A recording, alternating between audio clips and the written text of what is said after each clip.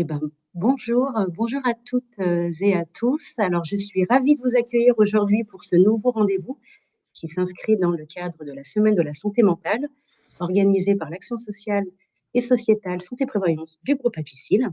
Alors, j'espère que vous allez bien et que vous passez une belle semaine de santé mentale. Alors, peut-être avant de commencer, on va un peu vérifier quelques tests techniques. Est-ce que vous m'entendez? Est-ce que vous voyez également le support projeté à l'écran? Alors, vous pouvez le confirmer dans la zone chat, située à droite en bas de votre écran.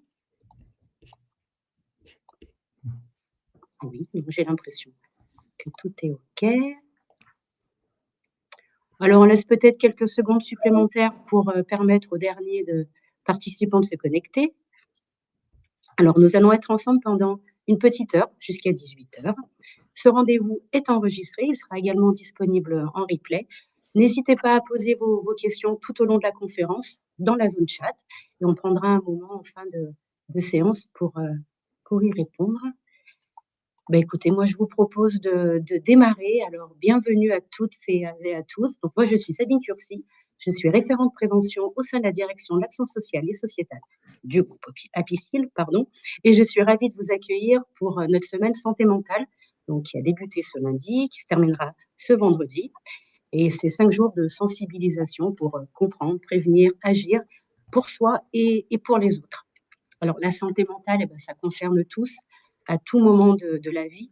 Et durant cette semaine, on apprend, on prend soin de soi, on prend soin des autres et surtout, on en parle, on lève les tabous.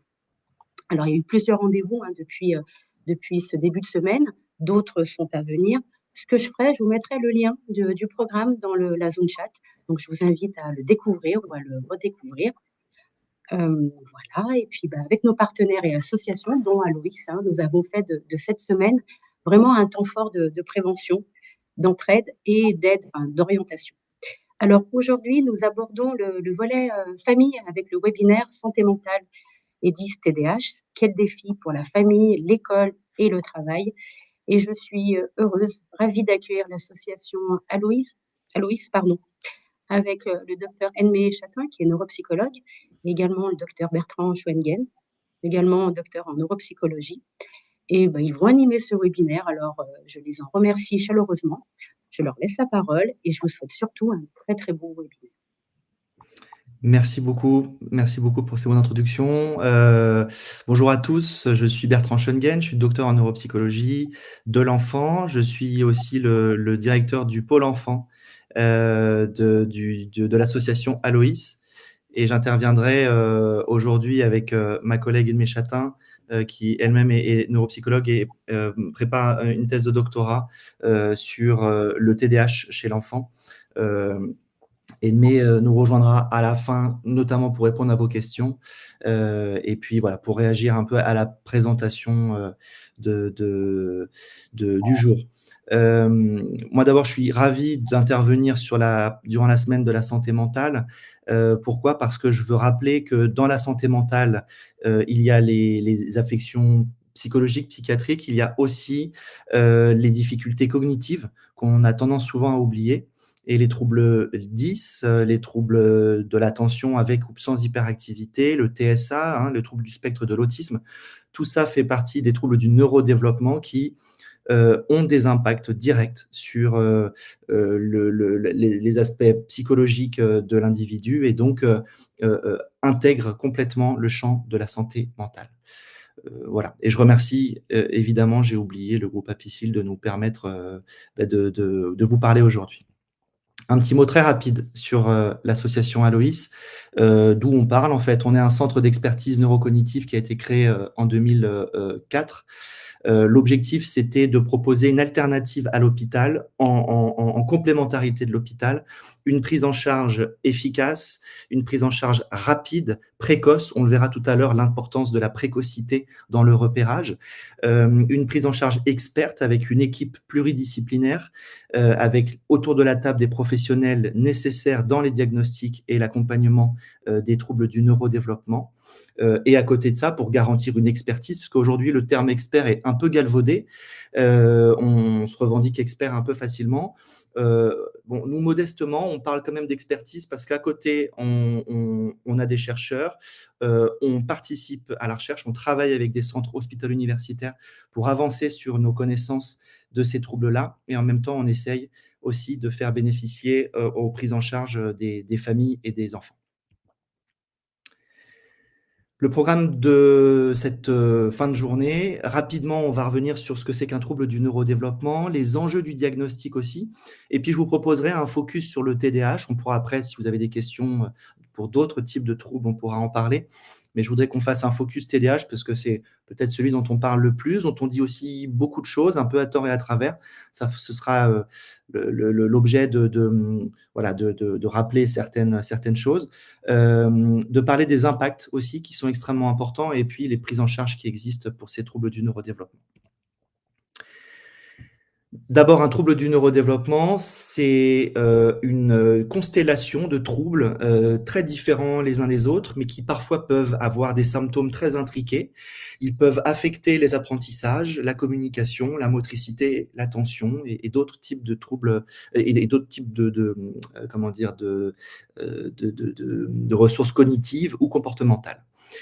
Un symptôme seul, isolé, ne suffit pas à poser un diagnostic. Il faut un ensemble d'indices et puis il faut un regard clinique médical pour pouvoir poser un diagnostic. Alors, on parle de quoi dans les TND? Je l'ai un petit peu introduit déjà.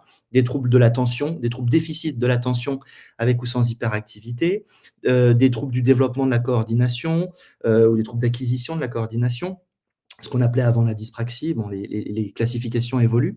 Les troubles spécifiques des apprentissages, dans lesquels on va avoir ce qu'on appelle un peu de façon rapide des troubles 10, la dyslexie, dysorthographie, des troubles de la communication et du langage, et puis le TSA, le trouble du spectre de l'autisme, et enfin des troubles du développement intellectuel, ce qu'on appelait avant la déficience intellectuelle.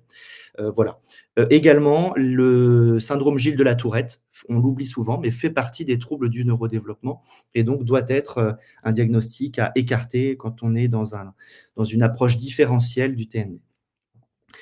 Donc, les signes d'un TND peuvent s'entremêler. Il faut croiser les indices pour bien identifier le trouble, parce qu'on va avoir surtout une émergence clinique, comportementale de l'enfant qui va arriver. Alors, je dis l'enfant, mais ce sera pareil chez l'adulte, on va le voir. C'est un trouble du neurodéveloppement, et tous les troubles du neurodéveloppement démarrent dès la naissance, mais c'est leur expression, l'âge de l'expression qui va varier en fonction de l'environnement de l'enfant, en fonction aussi de ses compétences intrinsèques, et puis en fonction du type de trouble, évidemment. Donc, on classe souvent les TDI, les troubles du développement intellectuel et les troubles du spectre de l'autisme dans des TND qui vont toucher l'ensemble des aspects du développement, où en fait tous les pans du développement vont être plus ou moins concernés. C'est vrai dans le TDI, par exemple, avec directement des difficultés d'adaptation à l'environnement, à l'autonomie aussi, et puis des difficultés forcément d'apprentissage. Dans le cadre du TSA, alors même si c'est un spectre et qu'on a une grande variété de profils, souvent on va observer quand même une dyade diagnostique, comme on dit, avec des déficits qui sont persistants au niveau de la communication et des interactions sociales, et puis des comportements plutôt restreints, répétitifs, que ce soit dans les intérêts ou les activités. Donc, ça touche un peu de ces aspects globaux du développement, là où on a des TND avec des atteintes un peu plus spécifiques. C'est vrai dans le trouble du langage oral, par exemple, où on va observer des difficultés d'expression, de compréhension orale, qui peuvent avoir un impact scolaire et social, mais dont la difficulté réside dans ce trouble du langage oral. Donc, une prise en charge uniquement de cet aspect instrumental va permettre normalement de dégager des améliorations très nettes. C'est vrai aussi dans le trouble déficit de l'attention, le TDAH, où on va observer des troubles d'attention. Bon, je ne vais pas y revenir parce qu'on en reparle juste après. Les troubles développementaux de la coordination, avec des difficultés en motricité globale, fine, une maladresse très globale, avec un impact sur la vie quotidienne. Il faut qu'il y ait un retentissement très significatif.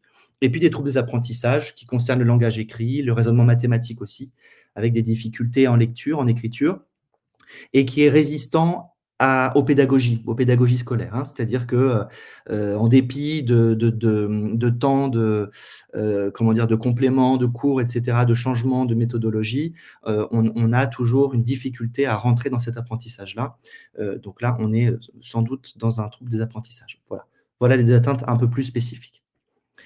Ces TND, ils ont des impacts immédiats et puis ils ont des impacts sur du long terme. On avait proposé une revue de littérature l'année dernière pour une revue qui s'appelle L'Encéphale sur les impacts à court terme de ces TND. Alors bien sûr, ça concerne un ensemble de TND, donc c'est un catalogue global, mais donc on n'a pas tout à chaque fois, évidemment. Mais on sait par exemple que des troubles des apprentissages peuvent avoir un impact sur le comportement, avec des comportements plutôt agressifs, avec de l'anxiété, une faible estime de soi-même, qui peuvent aller jusqu'à des troubles de l'opposition, des troubles alimentaires, des troubles du sommeil.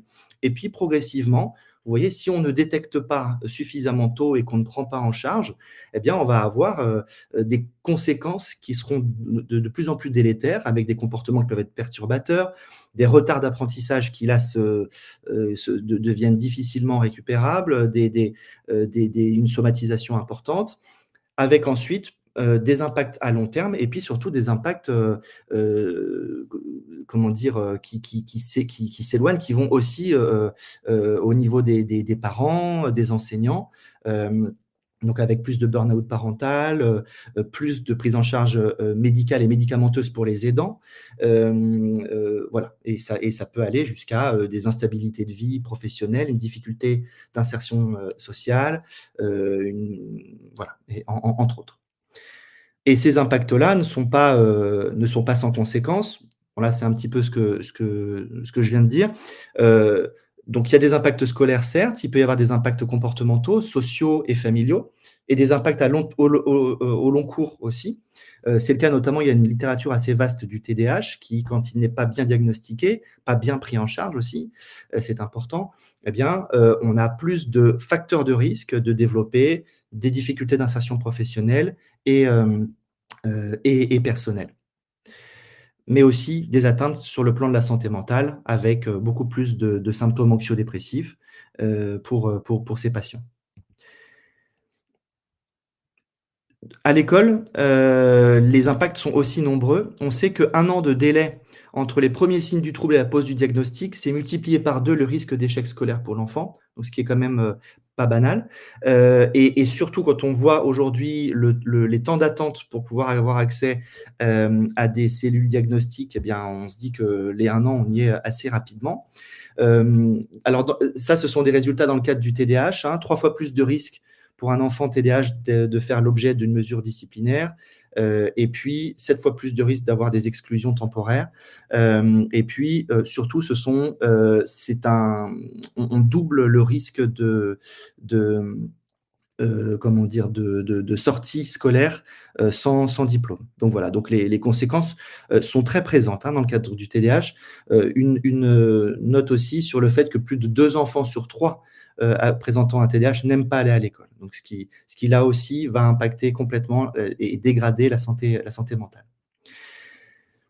Donc en France, aujourd'hui, la situation sur ces TND, on a un manque important de professionnels experts, notamment sur des niveaux 1 et 2 de prise en charge, donc c'est-à-dire du médecin généraliste au centre d'équipe de ville.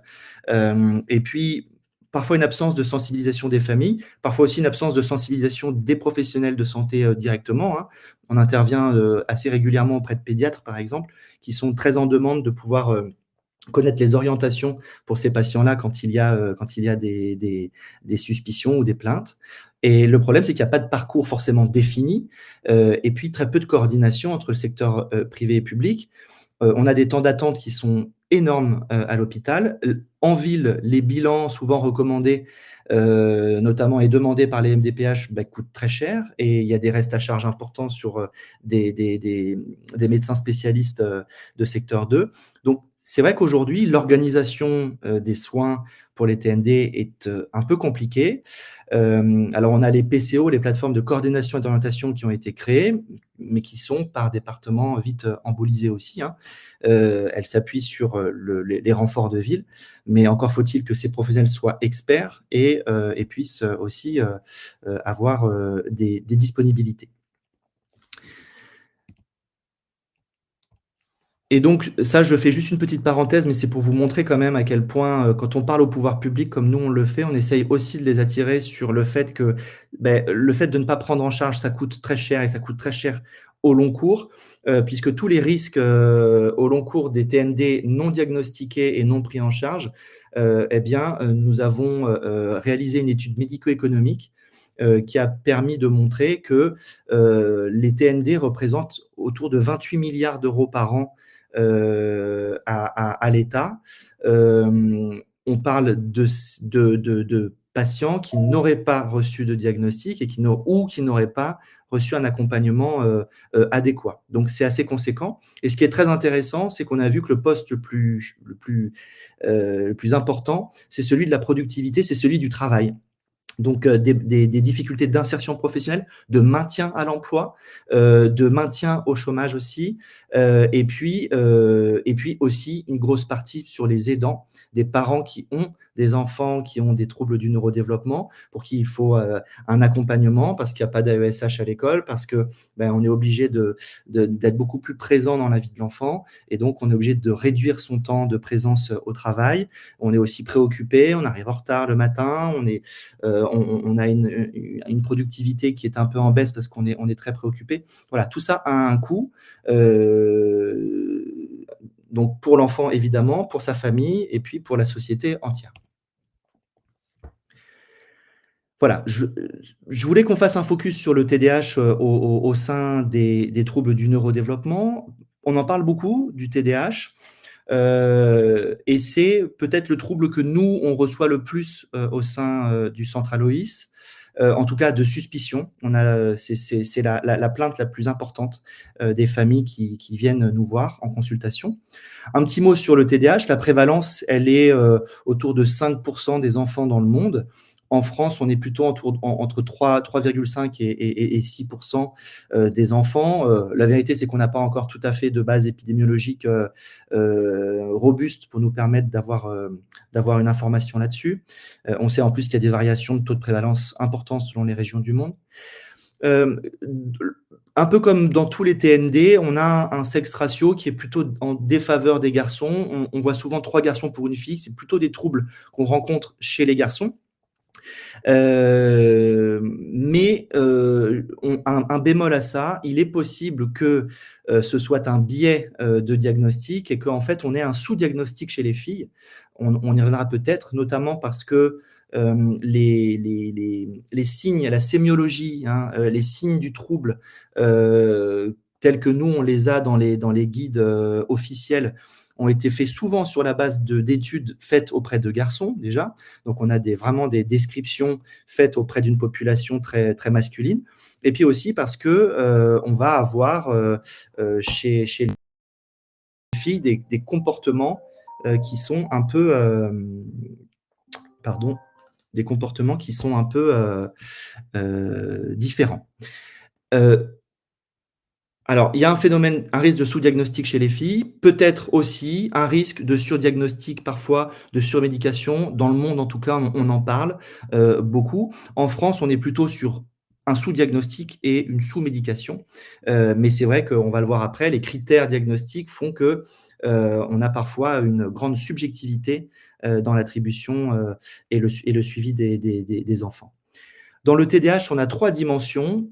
Des troubles de l'attention, donc vraiment sur un versant inattentif, des enfants qui auraient des difficultés à maintenir leur attention et qui donc seraient plutôt qualifiés comme dans la lune, etc.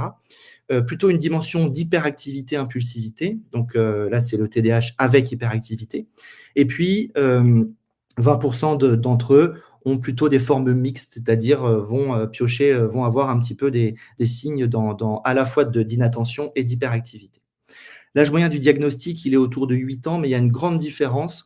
On diagnostique beaucoup plus précocement l'hyperactivité, forcément, elle est beaucoup plus bruyante, et l'inattention un peu plus tardivement.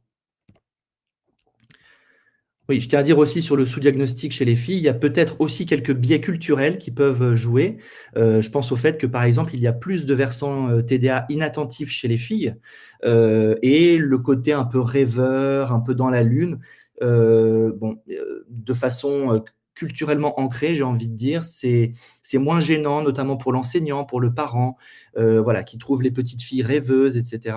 Bah oui, mais c'est son caractère. Donc, ça peut expliquer aussi les retards de repérage et de diagnostic. L'étiologie, d'où ça vient, ce TDAH, on sait qu'il y a une grande part génétique, sans doute qui est sans doute majoritaire d'ailleurs. Mais on sait qu'il y a aussi une dimension environnementale. C'est pour ça qu'on parle plutôt de troubles épigénétiques. On va avoir un codage génétique, une prédisposition à, et puis l'environnement va venir précipiter le développement de ce codage ou pas. Et ça, on le sait avec des facteurs environnementaux qui arrivent dès le stade in utero. On sait que la prise de toxiques chez la mère enceinte, par exemple, l'alcool, le tabac, favorise l'apparition des troubles du neurodéveloppement, certains virus aussi, la prise de certains médicaments. Alors, en fait, sans doute que cette santé in utero de l'enfant peut favoriser les naissances prématurées, et on sait que la prématurité est un facteur de risque de développement de troubles du neurodéveloppement. On sait aussi qu'il y a des particularités neuroanatomiques, c'est-à-dire que le cerveau d'un enfant TDAH n'est pas exactement le même que celui d'un enfant avec un développement plutôt typique, même si ça ne permet pas aujourd'hui, ça n'est pas une mesure suffisante et robuste pour pouvoir diagnostiquer. C'est-à-dire qu'on ne peut pas faire d'IRM pour diagnostiquer, mais c'est simplement sur des études de groupe qu'on va observer que le groupe des TDAH a une propension à avoir un volume cérébral, cérébelleux légèrement plus réduit, notamment au niveau de la densité du cortex préfrontal, donc qui est vraiment le siège cérébral de la régulation émotionnelle et comportementale.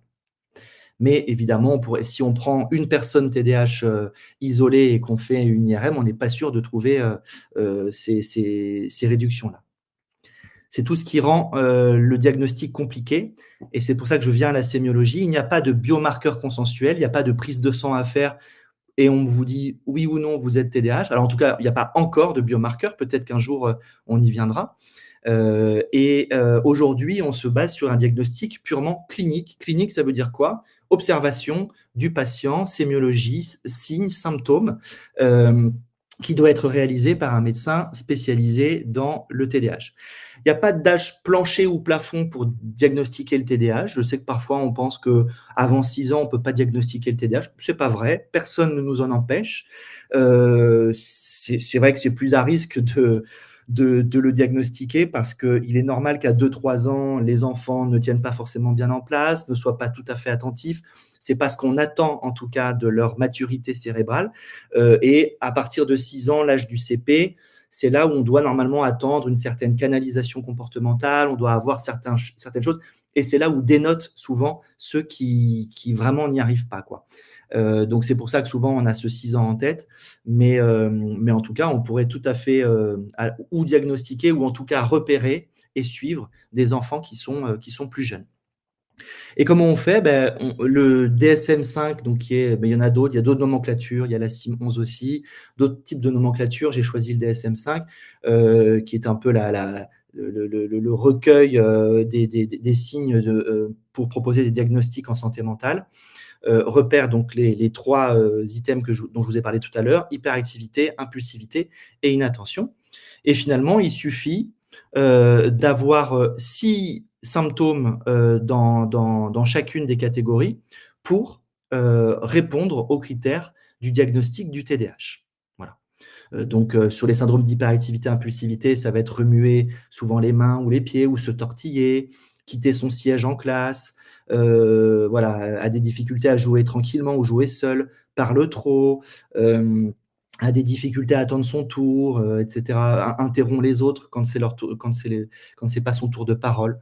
Donc ça, c'est plutôt des symptômes d'hyperactivité, d'impulsivité, et puis tantôt des symptômes d'inattention, avec un enfant qui ne prêterait pas attention aux détails, qui ferait beaucoup de fautes d'étourderie et maintenu surtout, qui ne semble pas écouter quand on lui parle, qui ne suit pas les instructions, qui a du mal à organiser les tâches, etc., etc. 6 critères et on peut répondre au diagnostic du TDAH. D'autres choses quand même sur le TDAH, important, c'est que ces troubles doivent s'exprimer dans plusieurs environnements, à l'école, à la maison, au club de foot, voilà, dans plusieurs lieux de vie de l'enfant.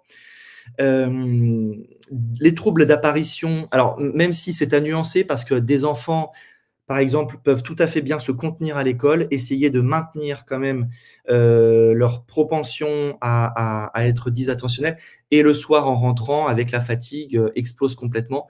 Et donc, c'est pas parce que on voit très peu de choses à l'école et beaucoup à la maison que c'est forcément un critère d'exclusion. Mais c'est vrai que normalement, on devrait retrouver quand même un continuum de comportement un peu partout. Les troubles d'apparition doivent être précoces, c'est-à-dire avant 12 ans, et durables. Et ils doivent au moins être présents depuis plus de 6 mois. Ce sont des troubles chroniques, ça c'est vrai pour le TDAH, c'est vrai pour tous les TND, c'est-à-dire qu'on ne guérit pas d'un TND. Un TND n'est pas une maladie d'ailleurs, c'est un trouble, c'est une particularité neurodéveloppementale. Et donc, on l'est toute sa vie. Voilà. Après, ce qui va être important, ça va être de réduire au maximum l'expression du symptôme. Donc, il y a des TDAH adultes qui marchent très bien parce qu'ils se connaissent bien, ils ont réussi à compenser avec des dérivatifs. Mais voilà, ils le sont, ils ont quand même ce fond de TDAH. On observe d'ailleurs que ces troubles se maintiennent pour 60% des cas. Il doit y avoir une altération significative du fonctionnement social, scolaire ou professionnel. Ça, c'est aussi quelque chose qui est très discriminant. Moi, je peux avoir des gens autour de moi qui me disent « mais attends, tes critères, là, moi, des fois, je les remplis quand même, je dois être TDAH ». Donc, non, la question, c'est est-ce qu'il y a une altération du fonctionnement de la vie sociale, de la vie scolaire, de la vie professionnelle? S'il y a cette altération-là, alors là, effectivement, il faut en parler. Sinon, si ça ne pose aucun problème, voilà, c'est peut-être pas nécessaire. Quelques critères d'exclusion aussi, quand c'est des troubles psychiatriques ou des troubles sensoriels. Et puis, on peut avoir un TDAH et un autre type de trouble du neurodéveloppement. C'est vrai dans à peu près 40% des cas où on a ce qu'on appelle des comorbidités, c'est-à-dire plusieurs troubles du neurodéveloppement qui sont concomitants. En tout cas, c'est ce que le DSM nous dit. Donc, quand on regarde les 3 niveaux de diagnostic tels qu'édités par la HAS, eh bien, vous voyez que le diagnostic catégoriel, c'est celui qui nous dit quel TND on a. On a un TDAH. On est uniquement sur le niveau comportemental. Donc ça, c'est le médecin qui s'en occupe. C'est le médecin qui pose le diagnostic de il y a un TDAH ou pas. Et est-ce qu'il y a des comorbidités? Mais vous le voyez bien, l'objectif, ça va être aussi d'analyser d'où viennent ces comportements. Est-ce que ces comportements sont dus au TND? Est-ce que d'autres difficultés peuvent expliquer mieux ces difficultés-là? Et donc, c'est pour ça qu'on a souvent besoin aussi de comprendre le fonctionnement cognitif, langagier, sensorimoteur, socio-émotionnel, psycho-affectif, sur le plan donc fonctionnel, comment fonctionne la personne, et ce qui nous permet de caractériser ces comportements, de savoir vraiment si ces comportements viennent effectivement répondre en tout cas aux critères des TND ou pas. Et puis, il y a également beaucoup plus en profondeur le diagnostic somatique, où là, on peut aller rechercher aussi d'autres types de conditions, notamment génétiques, des épilepsies, des troubles du sommeil, qui pourraient mieux expliquer les difficultés. Et l'enjeu diagnostique, il est important parce que vous voyez que alors là, c'est sur les acquisitions psychomotrices, mais dès lors qu'on commence un peu à déraper sur le plan du développement, alors le neurodéveloppement, je voulais vous faire une introduction sur le neurodéveloppement sain, c'est souvent ce que je fais, mais là, par faute de temps, je ne l'ai pas fait. Mais c'est vrai que le neurodéveloppement, c'est quelque chose qui est très hétérogène. Vous l'avez vu, si vous avez des enfants, vous voyez, il y en a un qui marche bien avant de parler, l'autre qui fait l'inverse. les enfants se développent à leur rythme, mais on a quand même défini des calendriers, on va dire, développementaux. Vous voyez dans le carnet de santé avec la courbe de poids, de taille, on sait à peu près à quoi on devrait s'attendre, à quoi en moyenne un développement devrait, à quoi ça devrait ressembler selon l'âge et selon le mois. Et donc, on a la même chose sur les acquisitions motrices et on a la même chose sur les acquisitions cognitives. Voilà. Et donc, il est important, notamment pour le pédiatre, mais pour les professionnels de la petite enfance aussi, dès la crèche, les professionnels de crèche peuvent être très utiles aussi à ce moment-là. Les parents sont les meilleurs juges parfois aussi pour ça, peuvent repérer qu'il y a un dérapage, en tout cas un éloignement par rapport au développement tel qu'il devrait se faire. Et donc, l'objectif du repérage, c'est de pouvoir intervenir rapidement, même avant la pause diagnostique, de se dire effectivement, là, il y a un dérapage. Est-ce qu'on est dans un trouble? Est-ce qu'on est simplement dans un retard développemental isolé?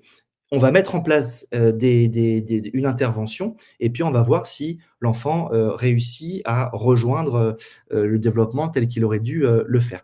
S'il ne le rejoint pas tout à fait, on a plus d'arguments pour parler effectivement de troubles.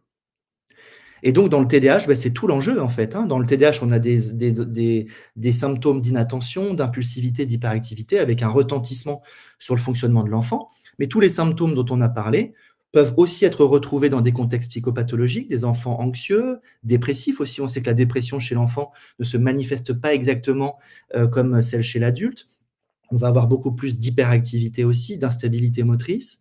On sait qu'il y a des contextes environnementaux qui peuvent jouer défavorablement sur l'attention de l'enfant, la qualité du sommeil, par exemple. D'autres TND peuvent avoir aussi un impact. Je pense par exemple à des enfants qui ont des retards de langage oral et écrit. Ces enfants-là qui vont avoir beaucoup plus de mal à détecter le langage, à lire, ils vont mobiliser complètement leur attention sur le déchiffrage à un moment où, dans leur classe, on sait déjà lire et on est déjà passé à autre chose quand l'enfant, lui, a toute son attention mobilisée sur le déchiffrage. C'est compliqué de lui demander de se mobiliser sur la lecture et d'en plus faire attention à ce qui se passe autour de lui. Donc, il faut être sûr que d'autres types de TND ne viennent pas mieux expliquer. Et puis, d'autres types de contextes médicaux. Donc, dans le diagnostic clinique, il peut évidemment se faire. L'intérêt aussi, c'est dans la démarche diagnostique, c'est d'essayer de comprendre un peu d'où viennent ces troubles. Est-ce qu'on est dans le cadre de comorbidité, donc c'est-à-dire des troubles qui sont concomitants ensemble, ou est-ce qu'on est dans des cas de co-occurrence? Donc, dissocier le caractère primaire ou secondaire des difficultés de concentration et d'attention, c'est essentiel. Donc voilà, en gros, c'est un petit peu là ce que je viens de dire. Et puis, caractériser le TDAH, quel sous-type, face à quel sous-type on est. Est-ce qu'il y a des fonctions cognitives qui sont déficitaires? Ça, une fois qu'on a posé le diagnostic TDAH, ça va être important parce qu'il va falloir derrière le prendre en charge. Il va falloir l'accompagner à l'école, à la maison. Donc, il faut qu'on connaisse mieux le profil de l'enfant. La sévérité du trouble aussi, elle est importante. Est-ce qu'on arrive à un moment où il y a déjà des répercussions familiales? Est-ce qu'on a d'autres troubles associés, comme le TOP, peut-être, vous avez peut-être entendu parler, qui est un trouble d'opposition avec provocation. Donc, on est vraiment dans des comportements réactionnels qui sont parfois dans l'opposition assez drastiques, qui peuvent aller jusqu'à un comportement tyrannique. Dans le comportement tyrannique, où on a une inversion du schéma familial, du schéma vertical familial, où c'est plutôt les enfants qui sont à la baguette sur l'organisation familiale. Est-ce qu'il y a des répercussions psychologiques chez l'enfant? Est-ce que l'enfant est touché par son trouble? Ou est-ce que l'enfant n'a absolument aucun souci? On voit des enfants avec des difficultés de troubles du langage oral, ça les gêne pas. Et puis, il y en a d'autres qui vont être extrêmement handicapés par ça. Ils vont du coup finir par ne plus trop parler, par ne plus prendre la parole en public et par s'isoler beaucoup. Et puis, est-ce que ça a un impact, évidemment, sur la scolarité? Et puis, les comorbidités, on en a parlé. C'est important de pouvoir aussi, quand on sait qu'on a un TND, il faut aller chercher peut-être un risque d'en avoir un deuxième. Et donc, pour ça, on a, dans la démarche diagnostique, en tout cas, c'est ce qu'on fait en centre d'expertise, et c'est ce qu'on devrait avoir en ville aussi, c'est ce qu'essayent de faire les PCO d'ailleurs, eh bien, on a des bilans complémentaires qui nous permettent justement d'aller chercher en profondeur ces types de difficultés et puis comment y répondre concrètement en vie quotidienne. On a le bilan neuropsychologique, donc je vais vous dire un petit mot après parce que c'est ma spécialité. Il y a des bilans orthophoniques quand il est question de troubles instrumentaux liés au langage, des bilans psychomoteurs ou une prise en charge en ergothérapie, quand c'est plutôt la motricité, la sphère visio-spatiale, visio-constructive, quand il faut aussi aménager l'environnement parfois. L'ergothérapeute est le bon professionnel pour ça.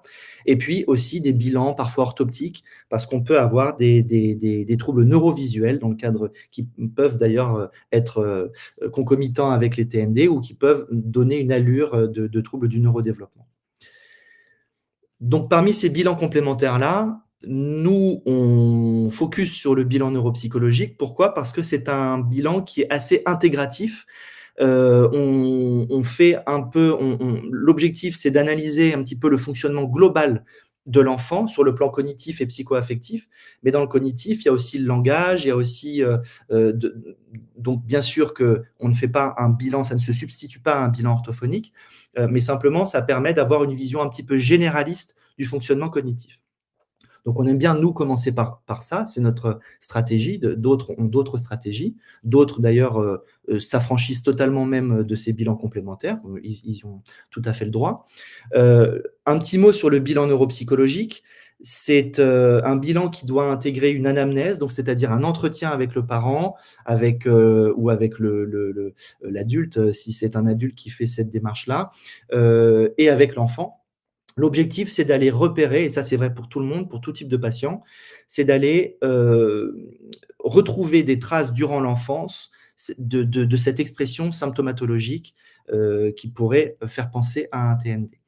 Donc c'est vraiment retracer l'histoire de l'enfant, d'écarter aussi, de fermer des portes sur d'autres types de troubles. Et puis ensuite, des outils qui nous permettent…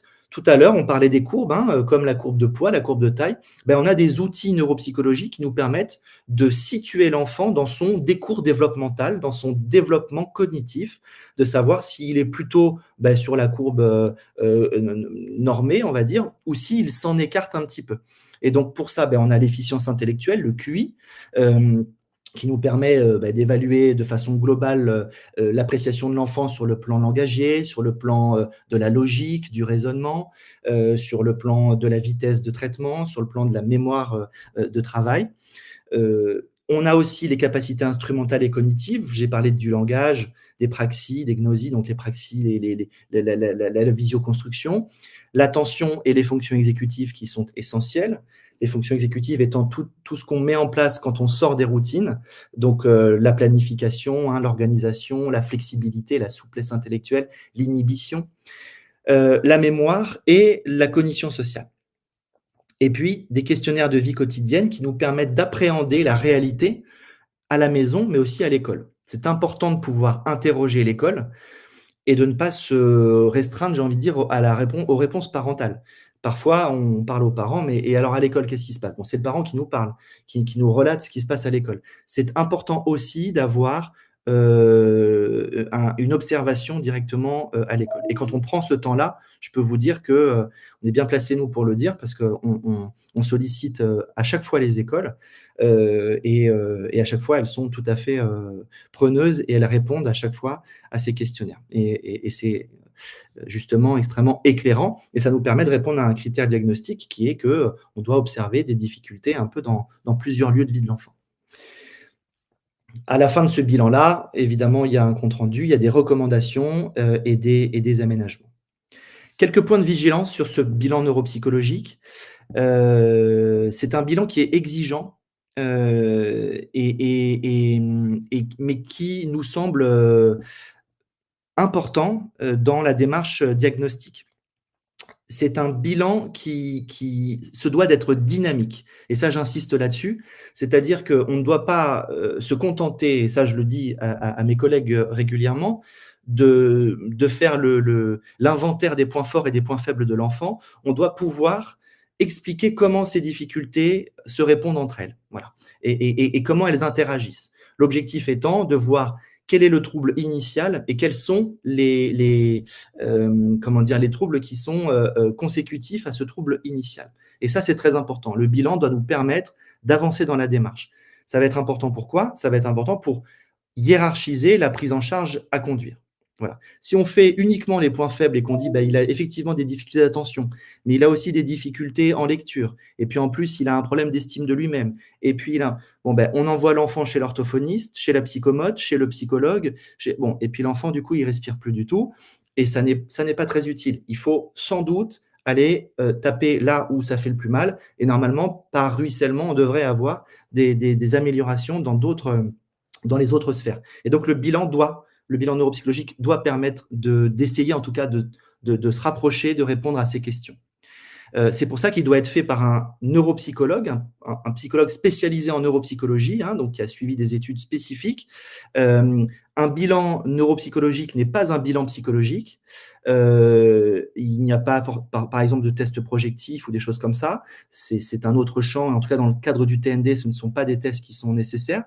Ça n'est pas non plus une psychométrie simple, c'est-à-dire un test de QI seul. Ça, voilà, moi j'attends toujours qu'on me prouve qu'un test de QI isolé puisse répondre à quelques questions que ce soit.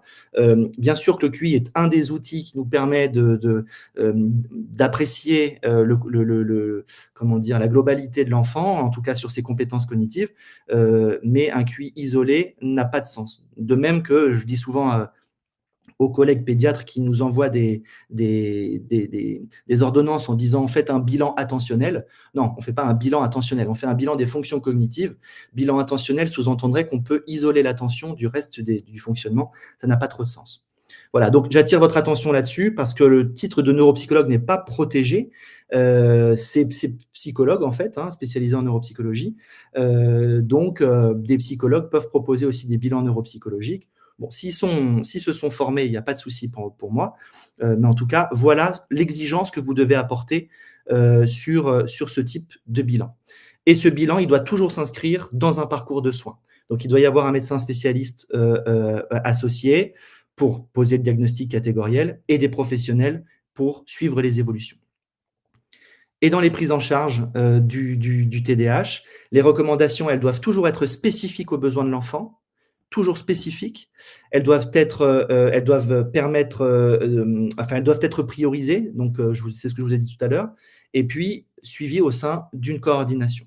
Ça, c'est très important que la prise en charge soit spécifique. Spécifique, ça veut dire qu'elle doit être adaptée à l'enfant et donc avec des objectifs. Et des objectifs que vous connaissez aussi. Enfin, je dis vous pour les parents. Il y a trop de parents qui nous disent moi, mon enfant, il fait de l'orthophonie depuis 3 ans, d'accord, et qu'est-ce qu'il y fait? Je ne sais pas trop. Bon, ça, c'est pas possible. C'est pas possible. Mais c'est la responsabilité du professionnel. Dans la rééducation, on fait un bilan toujours, systématiquement. Il y a aussi beaucoup de professionnels qui font des prises en charge sans bilan initiaux. Mais donc, du coup, on travaille sur quoi si on ne connaît pas l'enfant? Il faut un bilan initial. Ensuite, il faut une prise en charge sur la base des objectifs qu'on s'est fixés et on refait un bilan pour évaluer l'impact de ce qu'on a fait. Les prises en charge doivent être intensives et courtes, autant que faire se peut. On sait aujourd'hui que c'est très difficile d'avoir des places avec des professionnels de santé. Donc, de temps en temps, c'est 1 fois par semaine, mais il faudrait que ce soit un petit peu plus. Mais surtout, on doit réévaluer le travail. Et surtout, très important, on doit s'assurer que ce qu'on fait dans le cabinet du professionnel a une répercussion en vie quotidienne. Ça, c'est la chose la plus importante. Et ça, c'est vrai pour tous les TND et pour tous les professionnels de rééducation. Dans le cadre du TDAH, on a d'abord des approches psychosocio-comportementales en première intention, donc de l'orthophonie, de la psychomotricité, de l'ergo, en fonction des types de difficultés. De la remédiation cognitive aussi. Alors, j'ai mis neurofeedback, je l'écarte parce que pour l'instant, en tout cas, le niveau de preuve n'est pas tout à fait adapté, ou en tout cas, associé à une remédiation cognitive, c'est possible. Et des prises en charge qui peuvent être individuelles ou en groupe. Il y a aussi l'approche pharmacologique qui est possible dans le cadre du TDAH, qui doit arriver en deuxième intention et toujours associée à une prise en charge non médicamenteuse. je ne rentre pas dans le détail sur l'effet du psychostimulant, mais il a un effet on-off, hein, donc c'est-à-dire que on le prend, ça fonctionne, on arrête de le prendre, quelle que soit la durée de prise du médicament, on revient au fonctionnement initial, hein. Il n'y a pas de montée en compétence, donc il est nécessaire de l'associer à un autre type de prise en charge. Sur le plan scolaire, on a des plans d'accompagnement qui nous permettent d'accompagner sur les difficultés cognitives l'enfant, à travers plusieurs types de plans. Et puis, la constitution d'un dossier MDPH peut être nécessaire pour des professionnels qui seraient non conventionnés, non pris en charge par la Sécu. Et puis la guidance parentale aussi, qui a un très bon niveau de preuve dans le cadre du TDAH. On sait aujourd'hui que donc la guidance parentale, sont des formations pour les parents avec sous forme d'ateliers. Et on sait aujourd'hui que des parents bien formés au TDAH, ça permet de réduire drastiquement l'expression des symptômes chez l'enfant. Et donc, ça a une importance aussi très, très, très, très nette. Et d'ailleurs, la délégation interministérielle a sorti la semaine dernière un guide justement sur les types de guidance qui étaient recommandés dans le cadre de la prise en charge des TND, notamment du trouble du déficit de l'attention avec ou sans hyperactivité. Voilà pour cette présentation brève, rapide, enfin rapide ou pas, je ne sais pas, mais en tout cas, voilà, on a essayé de faire un petit peu synthétique. Merci Bertrand. Donc, on a 2 questions pour l'instant dans le chat, mais peut-être que d'autres questions vont venir à la fin de ta présentation. Il y a une première question, je te la lis, c'est une question d'Hélène. Comment convaincre un jeune adulte à se faire diagnostiquer alors qu'il est dans le déni et la culpabilité? Est-ce que tu veux que je commence à répondre et tu complètes? Vas-y, je t'en prie. C'est effectivement une question qui est hyper importante. Ouais. Il y a pas d'âge, il est jamais trop tard pour faire un bilan neuropsychologique, pour se faire diagnostiquer. Il y a toujours des solutions derrière et moi je dirais que pour des jeunes adultes qui sont assez sceptiques et qui se posent notamment des questions, la démarche du bilan neuropsy, elle est d'autant plus importante parce qu'elle peut être assez smooth et elle a un vrai rôle de psychoéducation et d'implication du jeune dans son parcours diagnostique. Donc, je dirais que c'est essayer déjà pour essayer de lui convaincre de venir en bilan, c'est de faire un état des lieux des impacts que ça a dans sa vie, que ce soit sur sa vie personnelle, sa vie, je sais pas, de couple, sa vie de famille, sa vie avec ses amis, sur le plan professionnel aussi et les impacts que ça peut avoir, vu par les autres, vu par l'entourage. Parce qu'il peut être en déni sur lui-même et dire mais je suis comme ça et en fait j'ai toujours vécu comme ça donc moi ça changera rien. Pour autant, on peut avoir un petit appel du pied en disant bah voilà, nous on peut en souffrir aussi et on souffre aussi de te voir souffrir. Donc ça, généralement, ça peut amener à entamer la démarche. Et puis ensuite, c'est une question que vous avez posée assez tôt dans la présentation de Bertrand, mais donc Bertrand a bien appuyé aussi sur le fait que le but du bilan, bien sûr, c'est d'essayer de poser un diagnostic si on peut à la fin, mais c'est aussi de permettre aux jeunes de comprendre comment ils fonctionnent. Et en fait, de venir vraiment faire un état des lieux du fonctionnement cognitif, de comprendre bah, voilà, comment fonctionne la mémoire, comment fonctionne l'attention, comment fonctionnent ce qu'on appelle les fonctions exécutives, quel est le rôle de nos forces cognitives personnelles, l'impact de nos fragilités et comment tout s'imbrique et quelles sont les conséquences dans notre vie. Et en fait, le but du bilan aussi, c'est d'en faire ressortir des solutions d'aménagement et de prise en charge. Et il y en a pour tous les âges, vraiment, qui sont d'ailleurs adaptés à tous les profils. Et c'est quelque chose qu'on construit vraiment avec le professionnel. Et puis aussi de rassurer en disant qu'il n'y a pas de fatalité au TDAH. C'est pas quelque chose qui nous définit complètement non plus. C'est une explication sur un type de fonctionnement cognitif. Et c'est quelque chose qui peut évoluer avec les solutions qu'on donne. C'est-à-dire que si on donne des stratégies de compensation, il y a des résultats qui peuvent être hyper importants. Et donc, c'est vraiment sensibiliser aux bénéfices d'un bilan dans toute la globalité et pas uniquement au fait de savoir si on est TDAH ou pas. C'est beaucoup plus complexe que ça. Il y a beaucoup d'autres choses à venir tirer d'une démarche diagnostique, en tout cas. Je sais pas si... Oui, et j'ajouterais aussi que dans le cadre des TND, il y a de plus en plus de documentation, notamment à l'attention des jeunes adultes, qui sont assez bien faites et qui permettent aussi de très rapidement se sentir concerné, en fait, hein, et que ce jeune-là, en lisant, en ayant accès à ce type d'outils, puisse se dire, ben moi, je me reconnais là-dedans. Nous, on a pas mal, hein, de jeunes adultes, notamment qui viennent pour des suspicions de TSA, donc plutôt troubles du spectre de l'autisme. Et il y en a quelques-uns qui disent, mais moi, j'ai vu un film et puis je me suis reconnu dedans. Et puis, en fait, c'est… Donc, parfois, les canaux peuvent être différents. C'est vrai que c'est plus compliqué quand c'est la famille qui dit « tu devrais aller consulter, ça ne va pas ». Voilà. Après, d'être factuel aussi et de montrer parfois que certains types de comportements ne sont pas ce qu'on pourrait attendre de l'âge, hein. On a des jeunes, nous, de 20-25 ans, qui nous décrivent leur vie. Bon, ils ne peuvent même pas aller chercher une baguette de pain à la boulangerie. Donc, et sans que ça ne dénote chez eux comment dire, une alerte quelconque. Donc, le fait de pouvoir aussi renvoyer en miroir que ça peut poser quand même problème et ça n'est pas…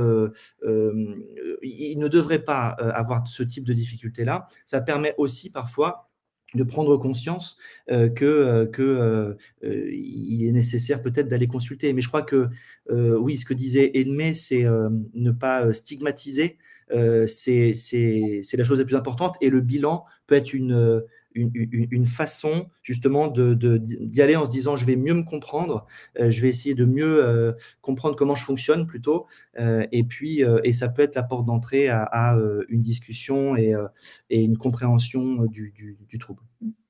Alors finalement, il y a plein de questions qui arrivent, donc on va essayer d'avoir j'espère qu'on aura le temps de tout répondre. Il y en a une, tu seras content de répondre toi-même, c'est est-ce qu'un traumatisme crânien dans les premières années de vie joue sur les TND? C'est spécialisé, donc je te laisse. Oui. Oui, c'est une très bonne question. Alors, souvent, quand il y a un trouble du neurodéveloppement, on doit écarter effectivement une origine lésionnelle. Et on sait que post-traumatisme crânien, alors ça dépend aussi des localisations, mais on va avoir des comportements qui peuvent tout à fait s'apparenter au TDAH. Maintenant, on sait que sur des lésions précoces, ça rentre dans des catégories et de prédisposition au développement atypique et donc au TND. Ouais, tout à fait. On demande si on a des événements de guidance parentale qui sont prévus et où. Nous, on est un centre, en tout cas nous, pour répondre pour Aloïs, on est un centre diagnostic pour l'instant, même si on a très envie de développer une branche d'accompagnement avec des idées de café, discussion avec les parents et plein de choses de ce type. En revanche, c'est en fait la guidance parentale. Il y a effectivement le modèle Barclay, par exemple, qu'on connaît, mais qui est pas accessible à tous. Il est assez cher, il est exigeant aussi en temps. La guidance parentale, elle peut se trouver de façon aussi plus simple avec des professionnels rééducateurs comme les psychologues formés en TCC et qui sont spécialisés dans le TDAH ou même le TSA ou même les autres TND, les psychomotriciens.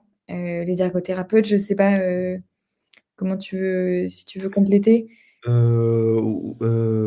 Oui, ces groupes-là, c'est toute la difficulté de trouver. Alors, je ne sais pas s'ils le font. Je crois que de plus en plus, il y a des initiatives en visio.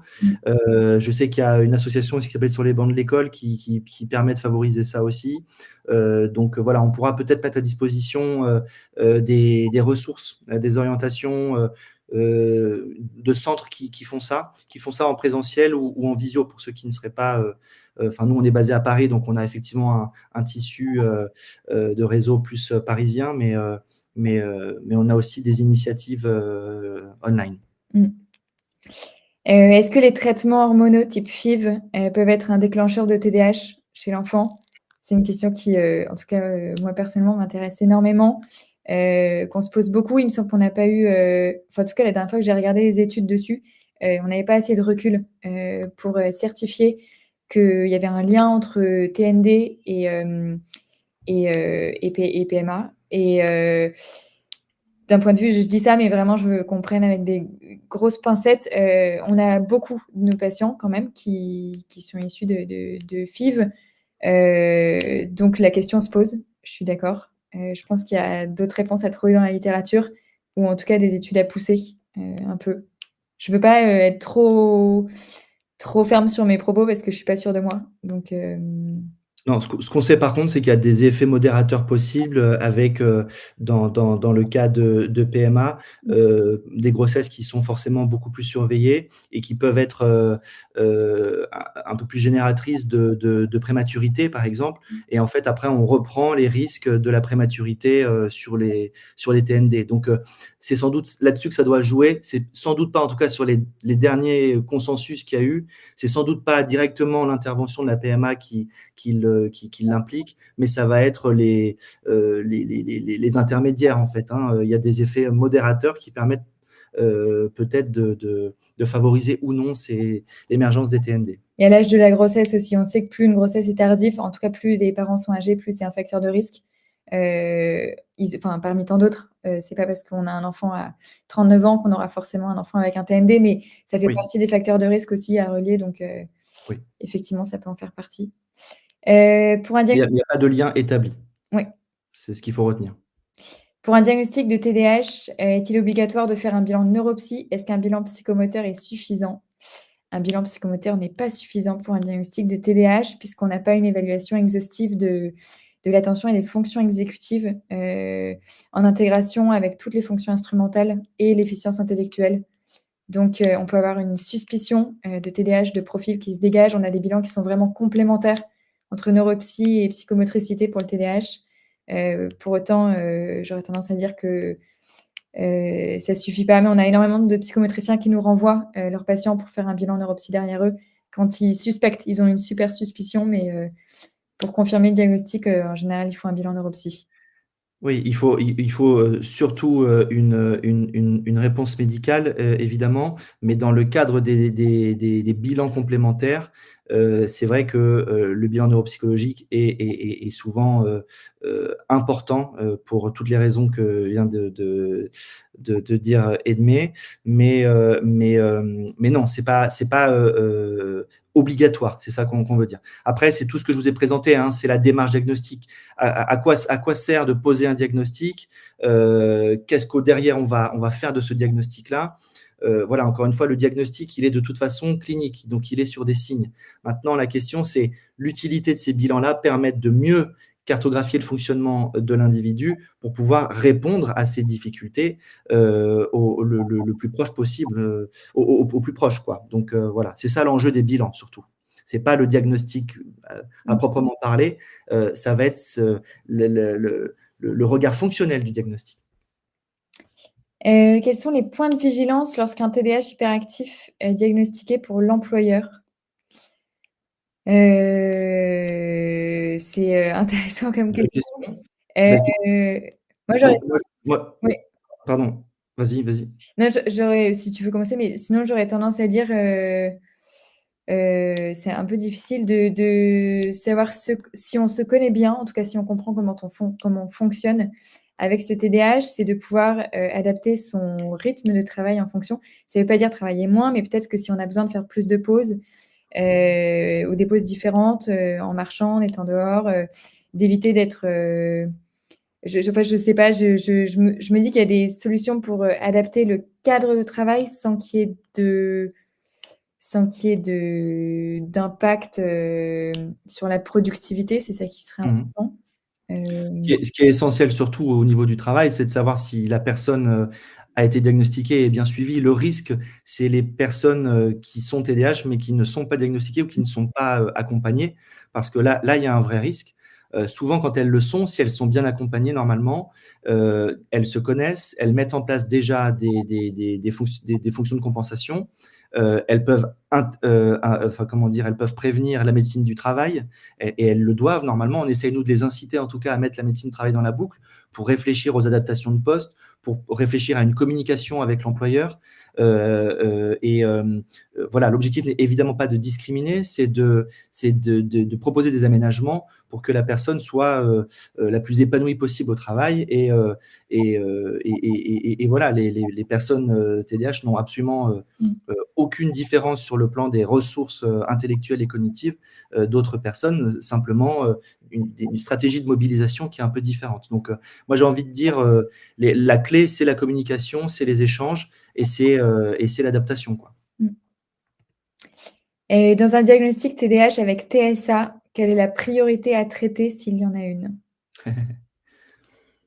La priorité, c'est les difficultés en vie quotidienne, très clairement. Qu'est-ce qui cause le plus de soucis? Est-ce que c'est les difficultés d'intégration sociale liées au TSA? Est-ce que c'est l'impulsivité, le manque d'attention qui fait que les apprentissages ne sont pas, sont pas sur les bons rails? Voilà, c'est en ça que vous voyez, cette question, elle est très intéressante. Elle montre qu'au-delà de l'enveloppe nosographique, de l'étiquette du diagnostic, la question, c'est de savoir qu'est-ce qui prend le plus de place, qu'est-ce qui est le plus impactant et quelles sont les ressources de l'enfant pour entamer une prise en charge efficace. Donc voilà, j'ai envie de dire, il faut évaluer les atteintes et voir par quoi on commence. On ne peut pas tout faire, hein, on ne peut pas tout prendre en charge. Et puis parfois, c'est pas grave de ne pas prendre en charge. Par contre, il faut prendre en charge quand ça a un impact ou immédiat ou à long terme sur la vie de l'enfant. Et ça rejoint une deuxième question qui est: est-ce vraiment possible de laisser son enfant porteur d'un TSA associé à un TDAH dans un cursus scolaire normal? Aide-t-on notre enfant ou le mettons-nous en difficulté? Et j'aurais tendance à dire que c'est exactement ce que tu as dit, c'est que tout dépend de l'intensité, de la sévérité du trouble aussi et de la répercussion sur sa scolarité. On a des enfants qui ont notamment des TSA, TDAH qu'on suit et qui suivent une scolarité avec parfois uniquement des aménagements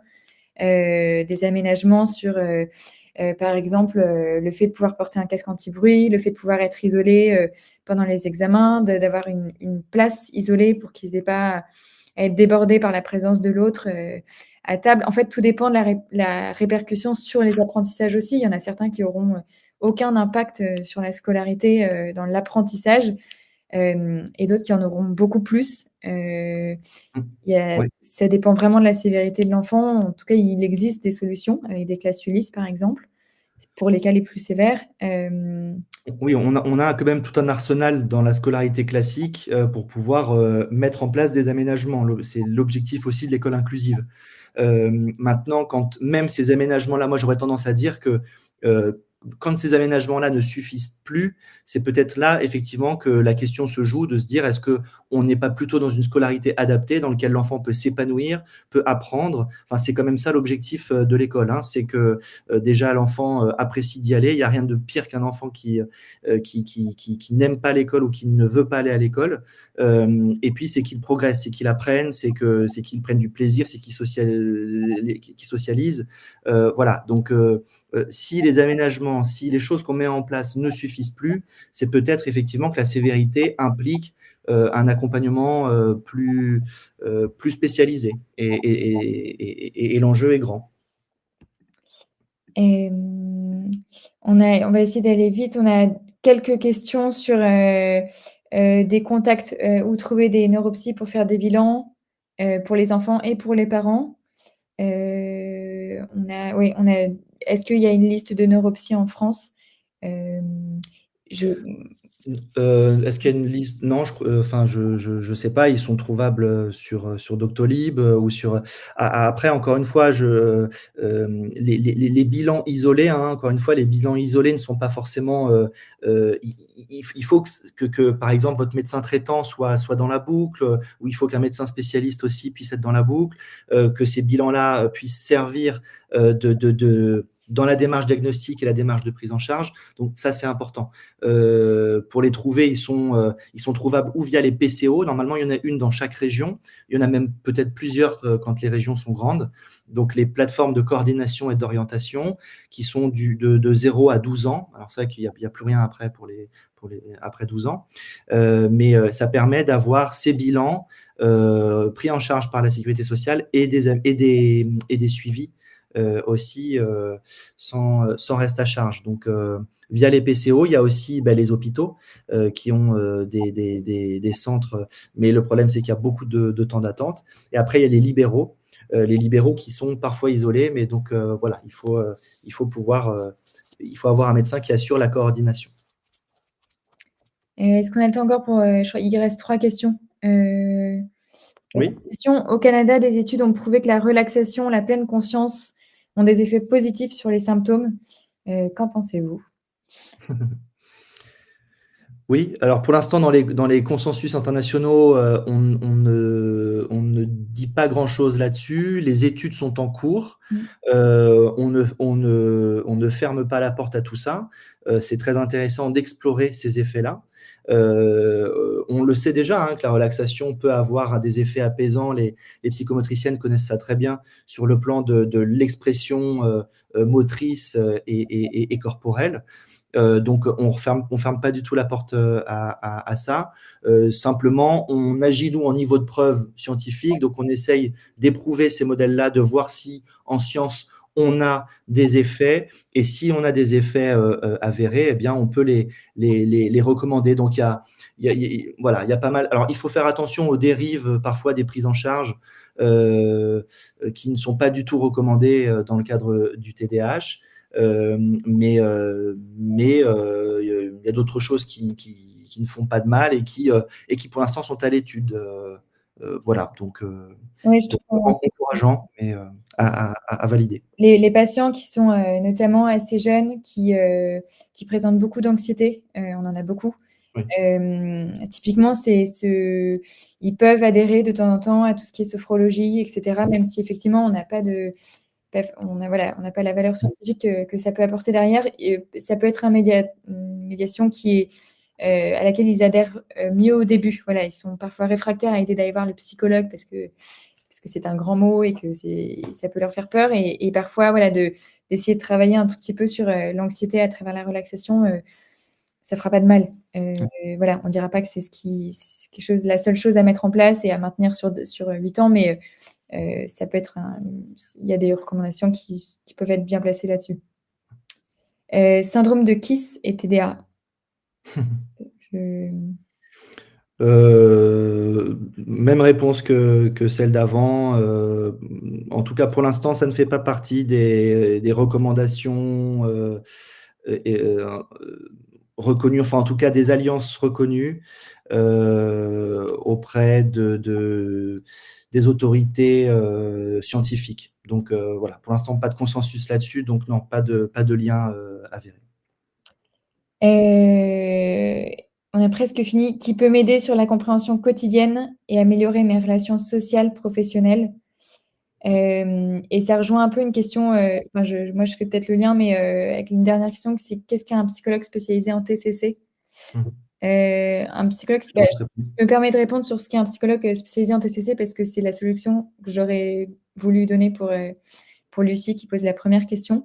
C'est un psychologue formé en thérapie cognitivo-comportementale qui est une forme de thérapie qui fait partie de la famille des thérapies brèves, qui sont un domaine de la psychologie qui est plus moderne, qui est un peu plus récent, qui pour autant est extrêmement étudié avec une preuve scientifique très valide, et notamment dans le cadre du TDAH et des TND.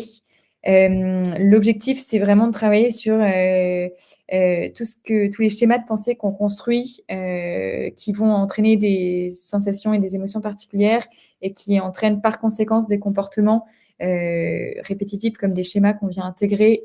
En fait, on fait vraiment le lien entre la pensée et le comportement. Et donc, le but, c'est de travailler sur des objectifs de prise en charge très concrets, justement d'apprendre à se connaître, de comprendre comment on fonctionne et de trouver des objectifs de prise en charge concrets pour changer notre comportement, nos émotions et nos pensées sur du court terme. En fait, à la différence, par exemple, de la psychanalyse, où on va être sur quelque chose de très long et de poussé, où on essaie de faire beaucoup, beaucoup de liens sur le plan relationnel et interactionnel. Là, on va être sur quelque chose d'une thérapie plus brève et dans laquelle on implique vraiment le patient pour des stratégies je sais pas comment dire, de stratégie de pensée, de stratégie cognitive et comportementale. C'est hyper intéressant. C'est pour le coup scientifiquement prouvé en disant que c'est ce qui est le plus efficace en termes de thérapie pour les TDAH. Et ça agit beaucoup dans les relations typiquement sociales, professionnelles. Ça donne beaucoup, beaucoup de stratégies.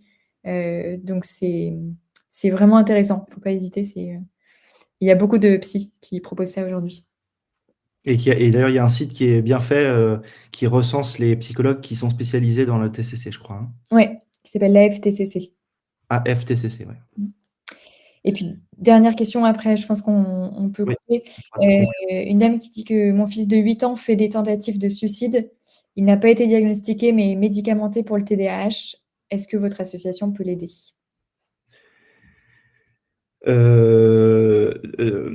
Il a été diagnostiqué TDAH, c'est ça, pardon, la question? Il n'a pas été diagnostiqué, mais il est médicamenté. Il doit être sous Ritaline, ou en tout cas, il prend du méthylphénidate, j'imagine. D'accord. Ok. Oui, enfin, toujours pareil, hein, c'est-à-dire que les prises en charge doivent être holistiques, elles doivent être complètes, donc on doit agir sur tout. C'est pas parce qu'on a un TND qu'on n'a pas non plus de difficultés psychopathologiques associées. Donc, on peut avoir un TND, un TDAH en l'occurrence, et aussi faire vivre des symptômes anxio-dépressifs, voire une dépression, et la dépression de l'enfant, qui est un sujet encore tabou, on en parle malheureusement de plus en plus. Donc, cette prise en charge, elle doit être coordonnée là, dans ce cadre-là, quand on a des signes aussi aigus que le décrit cette dame. Donc là, c'est plutôt ce que nous, on appelle un secteur de niveau 3, hein, donc c'est-à-dire un centre d'expertise avec plusieurs professionnels qui pourront peut-être apprécier les difficultés de cet enfant et pouvoir hiérarchiser. Ça revient à la question qu'on avait tout à l'heure sur qu'est-ce qui est le plus aigu aujourd'hui. Le TDAH, c'est vrai qu'il peut, avec cette impulsivité, cette hyperactivité, accélérer le passage à l'acte et les comportements, auto-agressifs, mais peut-être que de façon sous-jacente, il y a une psychopathologie qui est nécessaire d'être traitée rapidement. Donc, j'ai envie de dire plutôt un suivi complexe, donc de niveau 3. On pourra donner, si elle souhaite, des coordonnées en fonction de là où elle est.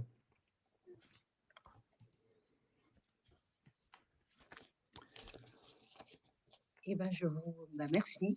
Merci infiniment, Edmé et Bertrand, pour la qualité de votre intervention et puis pour vos éclairages précieux. Et puis merci également à toutes et à tous pour votre participation. Peut-être que vous voulez conclure, docteur ou docteur Edmé, enfin comme vous avez beaucoup parlé, mais On a beaucoup parlé. Non, moi, je voulais simplement remercier Apicil pour nous avoir permis de faire cette présentation, pour le soutien aussi à l'association Aloïs depuis des années, notamment sur le pôle enfant, puisque c'est en grande partie Apicil qui a permis de financer notre projet justement de clinique TND, donc c'est-à-dire vraiment d'avoir justement cette souplesse de ville avec tous les professionnels qu'on trouve à l'hôpital habituellement, mais en ville, avec cette accessibilité et cet accès financier. Donc voilà, on voulait le faire, on voudrait qu'il y en ait dans toutes les villes de France. Donc voilà, je vous remercie pour cette tribune, pour les échanges avec les parents, et on est à leur disposition aussi pour poursuivre les échanges, pour peut-être donner aussi des références. On a le site internet, le QR code, c'est notre site internet. Voilà, et on essaye vraiment, l'objectif, c'est de coordonner les soins et d'essayer de répondre le plus précisément aux problématiques avec les professionnels nécessaires. Voilà. Merci infiniment. merci à vous. Et puis, très bonne fin de journée, très belle semaine de la santé mentale et à bientôt. Merci. Merci, au revoir. Merci, au revoir.